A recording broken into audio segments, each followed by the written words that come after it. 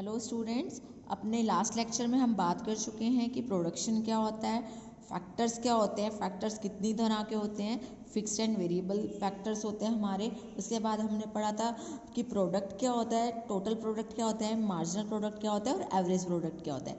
आज हम पढ़ेंगे प्रोडक्शन फंक्शन के बारे में कि प्रोडक्शन फंक्शन किसे कहते हैं और ये किस तरह से यूज़ होता है लॉन्ग टर्म और शॉर्ट टर्म में।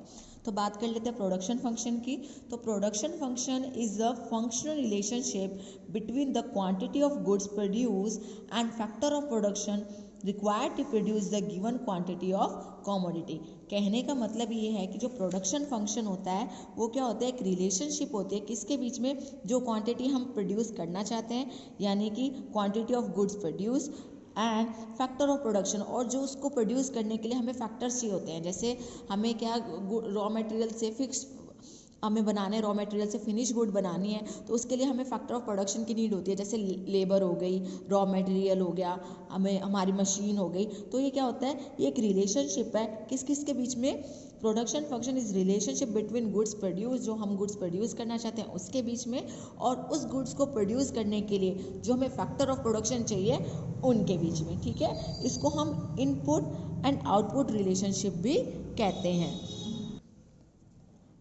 बात करें जैसे देखो बेटा, अगर हम इस मेथड में बात करें तो क्यू एक्स को हम अगर मान के चले कि ये हमारा प्रोडक्शन है, एल जो हमारी है वो यूनिट ऑफ लेबर है, और जो के है वो हमारी यूनिट ऑफ कैपिटल है। तो क्यू एक्स यानी कि जो प्रोडक्शन फंक्शन होगा हमारा क्या होगा, वो फंक्शनल रिलेशनशिप होगी किस किस के बीच में, लेबर एंड कैपिटल के बीच में। सो हम ये कह सकते हैं कि जो प्रोडक्शन फंक्शन होता है वो क्या है, एक टेक्निकल रिलेशनशिप है। किस किस के बीच में टेक्निकल रिलेशनशिप है, जो हम गुड्स प्रोड्यूस करना चाहते हैं उसके बीच में, और जो प्रोडक्शन फैक्टर है जिसके थ्रू हम गुड्स प्रोड्यूस करते हैं उसके बीच में। अब बात कर लेते हैं टाइप्स ऑफ प्रोडक्शन फंक्शन की, कि जो प्रोडक्शन फंक्शन है वो कितनी तरह का होता है।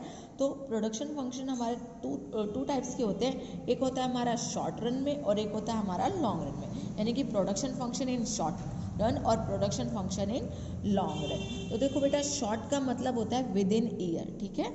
शॉर्ट रन का मतलब क्या होता है, विद इन ईयर। तो शॉर्ट रन में क्या होता है कि आप ये देखिए कि थोड़े से ही टाइम में, विद इन ईयर में आप क्या कर सकते हैं, आप कुछ गुड्स को तो क्या कर सकते हैं, चेंज कर सकते हैं, और कुछ गुड्स को चेंज नहीं कर सकते। कहने का मतलब है जो आपकी फिक्स गुड्स है यानी कि आप फिक्स एसेट्स हैं, जैसे आपकी मशीनरी होगी, लैंड हो गया, बिल्डिंग होगी, आप इन्हें चेंज नहीं कर सकते। बट आपकी जो लेबर है, आपका रॉ मटेरियल है, उसको आप क्या कर सकते हैं, चेंज कर सकते हैं।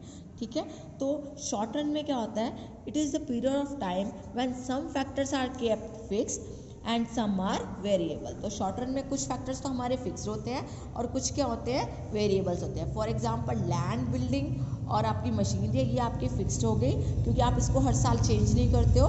और रॉ मटेरियल हो गया, लेबर हो गया, ये आपका क्या होता है, वेरिएबल्स होते हैं, वेरिएबल फैक्टर्स होते हैं जिनको आप, अगर आपको प्रोडक्शन बढ़ाना है तो आप इन्हें बढ़ा देते हो, और आपको घटाना होता है तो आप इनको कम कर देते हो। अगर एग्जाम्पल के तौर पे देखें तो देखो बेटा, 100x क्या है, ये हमारा प्रोडक्शन है, ये किसके थ्रू हुआ है, जब मैंने 9L मतलब 9 लेबर ऑफ यूनिट्स लगाए हैं, यूनिट्स ऑफ लेबर लगाए हैं, और 8K यानी कि 8 यूनिट्स ऑफ कैपिटल के लगाए हैं। ठीक है, तो मेरा प्रोडक्शन कितना हुआ है, 100x। अब बात कर लेते हैं इधर, जब मेरा प्रोडक्शन फंक्शन 140 कब हो गया, जब मैंने क्या किया है, लेबर को पहले 9 यूनिट्स थी, अब मैंने बढ़ा के कितनी कर दिया, 20 यूनिट्स कर दिया, तो 20 यूनिट्स ऑफ लेबर कर दिया। बट जो मेरी कैपिटल है उसको मैंने क्या रखा है, सेम रखा है। ठीक है, यानी कि कहने का मतलब है शॉर्ट रन में हम लेबर तो चेंज कर सकते हैं बट कैपिटल तो चेंज नहीं कर सकते। एक बार अगर मैंने बिजनेस स्टार्ट करने में 10 लाख लगा दिया तो ऐसा तो नहीं हर साल मैं उसको चेंज करती रहूँगी, नहीं, पॉसिबल ही नहीं है। तो इसीलिए क्या करते हैं, शॉर्ट रन में हम वेरिएबल फैक्टर जो हमने मान के चलते, एक वेरिएबल है और एक फिक्स है, तो वेरिएबल फैक्टर को चेंज करते रहते हैं, और जो हमारा फिक्स फैक्टर होता है उसको हम सेम रखते हैं। ठीक है, अगर हम इसकी डायग्राम के थ्रू प्रेजेंटेशन देते देखें तो बेटा देखो, ये वाला डायग्राम, इसमें क्या किया आपने, ये आपकी क्या है, कैपिटल है, ठीक है, और ये क्या है, आपकी लेबर है। तो देखिए आपने जो कैपिटल रखी है वो कांस्टेंट रखी है।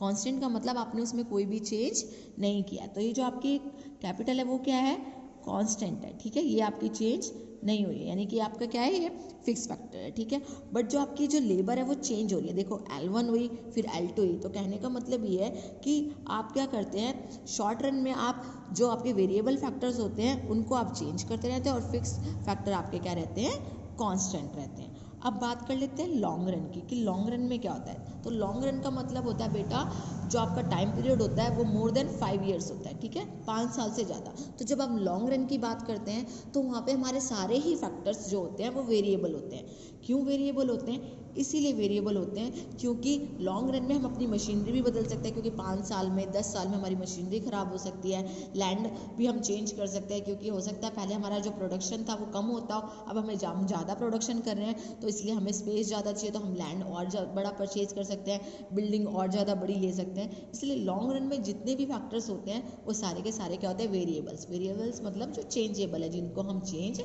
कर सकते हैं। So it is a period of time when all factors are variable. सारे के सारे फैक्टर्स क्या होते हैं? वेरिएबल्स होते हैं। आउटपुट कैन बी इंक्रीज और डिक्रीज बाय यूजिंग मोर और less of factors of production. तो इसमें क्या होता है कि आउटपुट आपकी इंक्रीज होगी अगर आपने क्या किया, फैक्टर ऑफ प्रोडक्शन बढ़ा दिया। आउटपुट आपकी डिक्रीज हो जाएगी जब आप फैक्टर ऑफ प्रोडक्शन को डिक्रीज कर दोगे। इसमें दोनों तरह के इंक्लूड हो जाते हैं। फिक्स फैक्टर को भी आप किसकी तरह ट्रीट करते हो? वेरिएबल फैक्टर की तरह। अब देखो एग्जाम्पल के तौर पे, जब आपका प्रोडक्शन जो है 100x था, तब आप क्या करते? 9 यूनिट्स ऑफ लेबर की लगाई हमने और 8 यूनिट्स हमने कैपिटल की लगाई। अब हमारा जो प्रोडक्शन है वो लॉन्ग रन में कितना हो गया है? 200x हो गया। कितना हो गया है? 200x हो गया। अब मैंने क्या किया? 200x करने के लिए मैंने जो लेबर थी पहले 9 यूनिट्स थी, अब मैंने बढ़ा के उसको 18 यूनिट्स कर दिया है। और साथ साथ मैंने अब अपनी कैपिटल को भी इंक्रीज़ किया। पहले जो मेरी कैपिटल 8 यूनिट्स थी कैपिटल की, अब वो बढ़ा के मैंने कितनी कर दी है?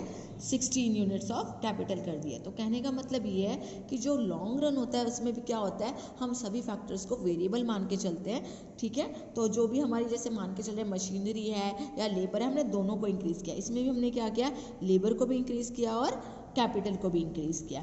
अगर हम इसका डायग्राम तो देखें तो इसमें डायग्राम देखो बेटा, इसमें क्या हुआ है कि फर्स्ट अगर हम L1 और K1 देखें तो देखो, जब L1 इतनी थी यहाँ से यहाँ तक और K1 इतनी, तो हमारा प्रोडक्शन इतना हुआ।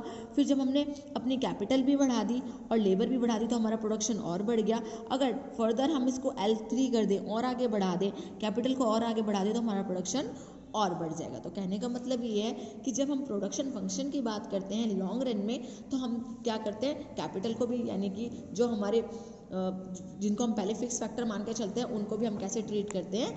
As a variable factor.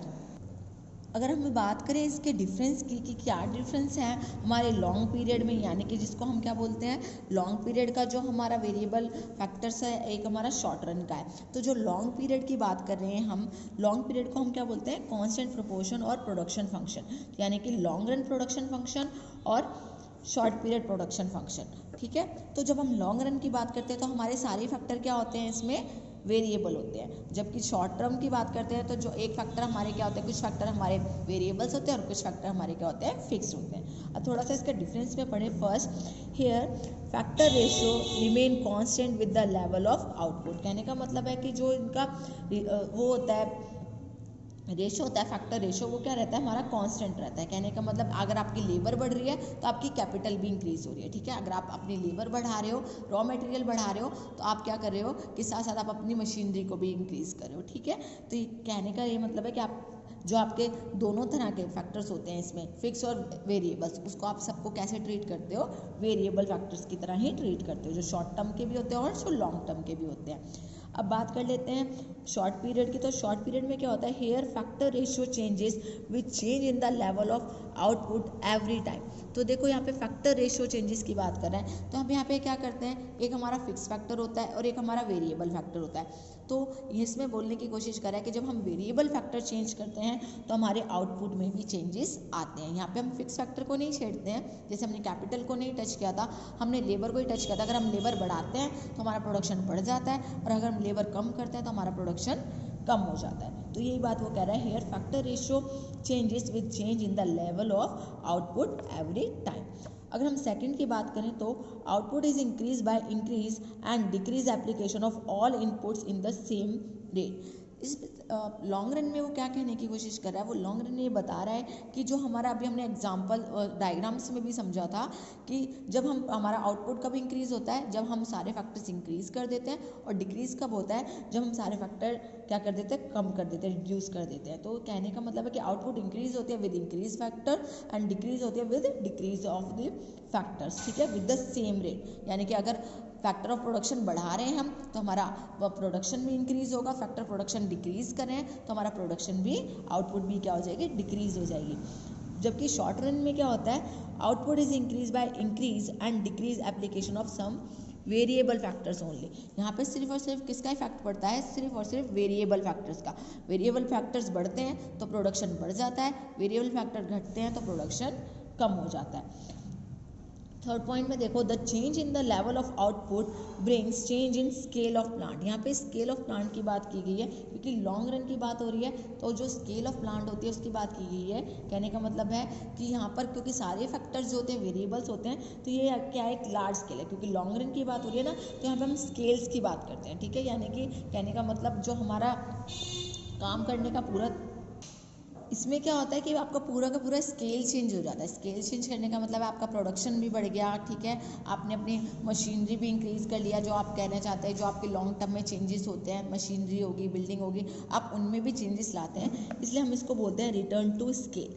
किस नाम से जाना जाता है ये हमारा, return to scale. Long period जो प्रोडक्शन फंक्शन है उसको हम रिटर्न टू स्केल के नाम से जानते हैं, क्योंकि इसमें सिर्फ और सिर्फ हम वेरिएबल फैक्टर्स की बात करते हैं शॉर्ट पीरियड में, तो इसको हम इसलिए क्या कहते हैं, रिटर्न्स टू अ फैक्टर, क्योंकि हम सिर्फ इसमें फैक्टर की बात करें ना, वेरिएबल फैक्टर्स की, इसलिए इसको हम बोलते हैं रिटर्न्स टू अ फैक्टर, और इसको हम क्या बोलते हैं, रिटर्न टू स्केल। इसमें बताया गया the level of output does not bring change in the scale of output, क्योंकि स्केल चेंज नहीं होता। कहने का मतलब है जो आपका काम करना, जहाँ पे आपने मशीनरी वगैरह आप बहुत ज़्यादा चेंजेस करते हो तब आपका स्केल चेंज होता है, बट क्योंकि आप वेरिएबल फैक्टर ही चेंज करते हो शॉर्ट रन में, इसलिए इसको हम क्या बोलते हैं, रिटर्न्स टू अ फैक्टर। और यहाँ पर आप पूरा स्केल चेंज कर देते हो आप काम करने का, इसलिए इसको बोलते हैं रिटर्न।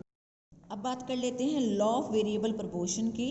तो जो लॉ ऑफ वेरिएबल प्रोपोर्शन है वो बेटा हमारा रिलेटेड है शॉर्ट टर्म से, ठीक है। किससे रिलेटेड है, शॉर्ट टर्म से। हमने पढ़ा था शॉर्ट टर्म में क्या होता है, कुछ फैक्टर्स हमारे वेरिएबल्स होते हैं और कुछ फैक्टर हमारे फिक्स होते हैं, ठीक है।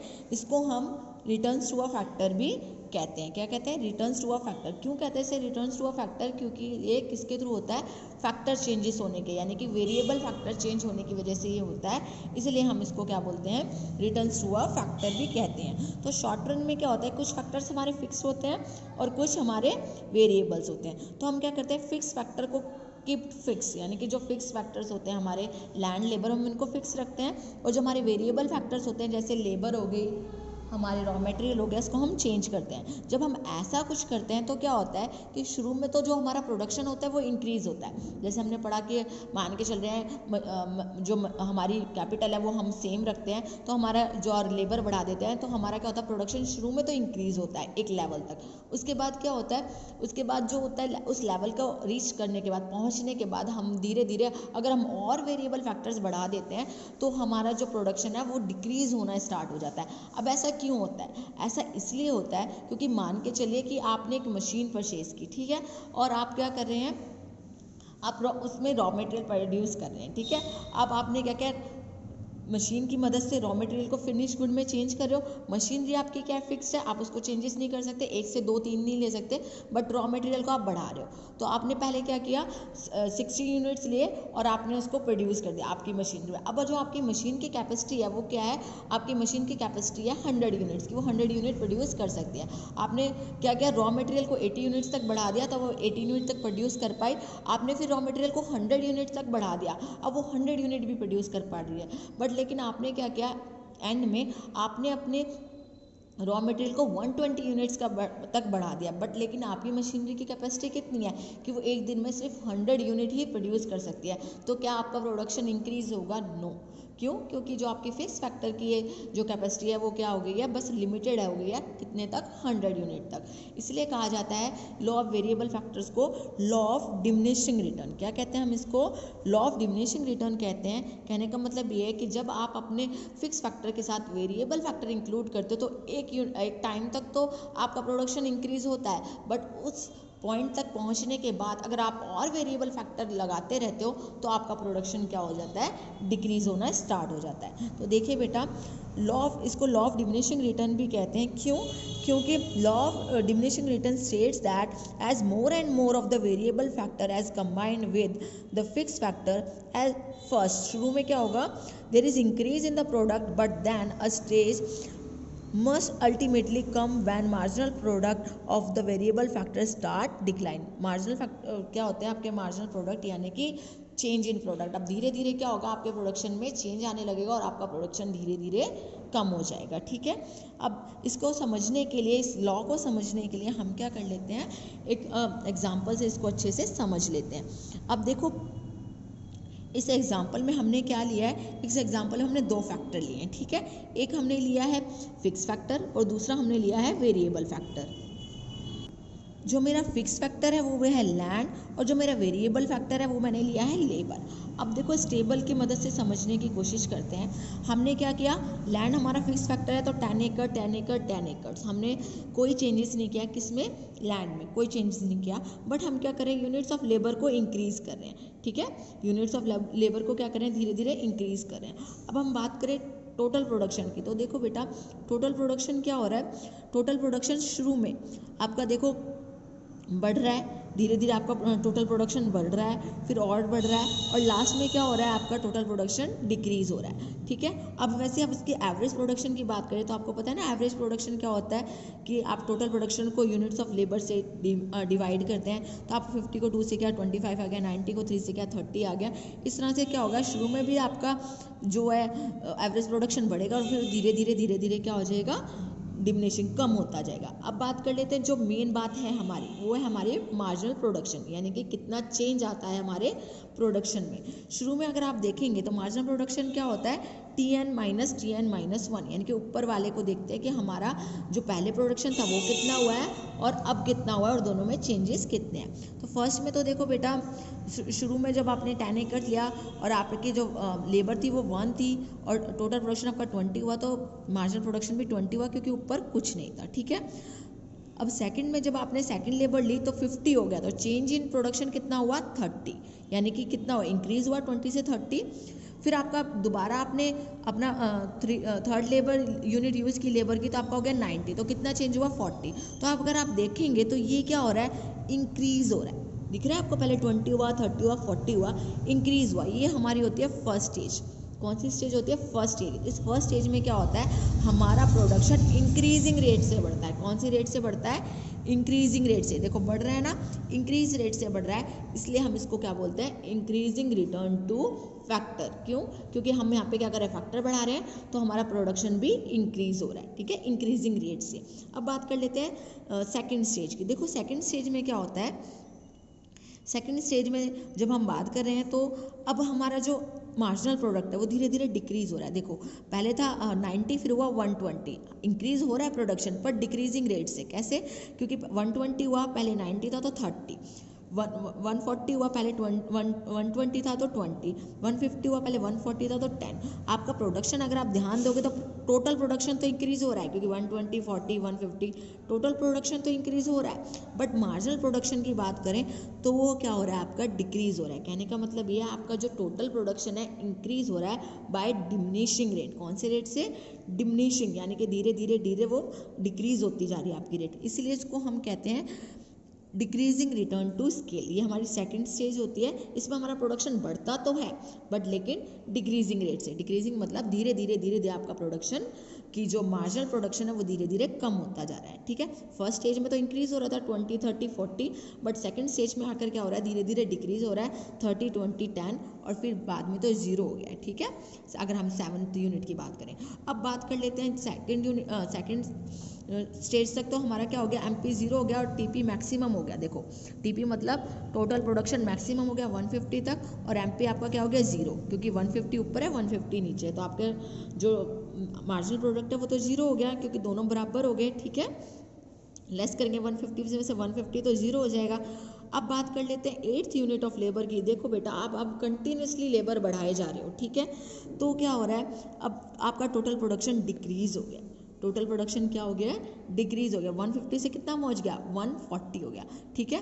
तो और आपका जो मार्जिनल प्रोडक्ट है वो भी क्या हो गया, माइनस में आ गया, किस में आ गया, माइनस यानी नेगेटिव में। ये हमारी होती है थर्ड स्टेज, ठीक है।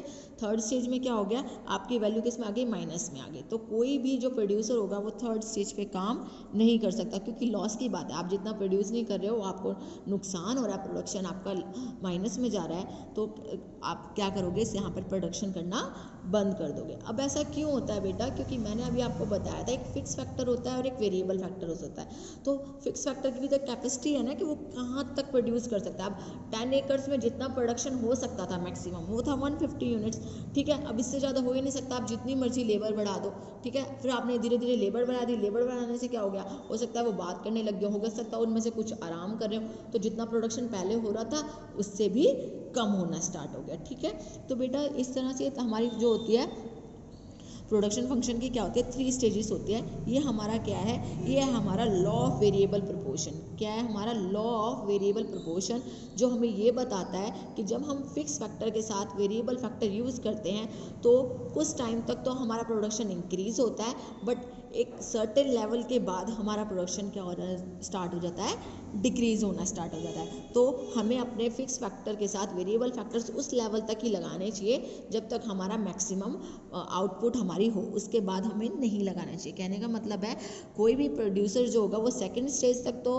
चाहेगा कि हाँ सेकंड स्टेज तक वो वर्क करे, बट थर्ड स्टेज पे कोई भी वर्क नहीं करेगा। यही इसकी नीचे एक्सप्लेनेशन इसमें दी हुई है कि in the first stage average production increase as there are more and more doses of labor and capital employed with fixed factor we see that total production, average production and marginal production increases, ठीक है। फिर उसके बाद बात कर ले second stage पे, तो सेकंड स्टेज पे भी बता रहा है कि second stage start from where the first stage ends और where AP is equal to MP। तो अगर आप बात देखोगे तो देखो यहाँ पे AP हमारा कितना आया 30 और MP भी हमारा 30 था, इसको माइनस करते हैं तो भी 30 और 120 को 4 से डिवाइड करते हैं तो भी 30, ठीक है। In this stage average production and marginal production start falling. अब इसके बाद देखो दोनों ही डिक्रीज होने स्टार्ट हो गए, 30 से डिक्रीज हो गया, ये 30 से डिक्रीज हो गया, ठीक है। तो here total production increase at the diminishing rate. मैंने आपको बताया था ये डिमिनिशिंग रेट पे इंक्रीज होता है, इसीलिए हम इसको क्या बोलते हैं, इस स्टेज को हम बोलते हैं डिमिनिशिंग रिटर्न टू फैक्टर। फिर बात कर लेते हैं थर्ड स्टेज पे, वहाँ पर क्या होता है, जहाँ पर सेकंड स्टेज खत्म होती है वहाँ पर third stage start. Third stage पे क्या होता है, हमारा जो मार्जिनल प्रोडक्ट होता है वो भी नेगेटिव हो जाता है, टोटल प्रोडक्शन भी हमारा फॉल हो जाता है, और जो एवरेज प्रोडक्ट होता है वो पॉजिटिव रहता है बट डिक्रीज होता है। इस लेवल पे क्या होता है कि ये हमें बताते हैं कि अगर हम एडिशनल कोई डोज यानी कि अगर हम और ज़्यादा लेबर लगाएंगे तो इसका नेगेटिव इफेक्ट ही पड़ेगा, कोई भी पॉजिटिव इफेक्ट नहीं पड़ेगा। अब बेटा जब आप इस टेबल को ग्राफ पे प्लॉट करेंगे तो आपका डायग्राम कुछ इस तरह से बनेगा, ठीक है। तो पहले जब हम ऊपर फर्स्ट डायग्राम की बात करें, हमें ये दोनों डायग्राम बिल्कुल साथ बनाने होते हैं, ठीक है, ताकि हमें क्लियर हो जाए कि फर्स्ट स्टेज पे क्या इफेक्ट पड़ता है और सेकंड स्टेज पे क्या।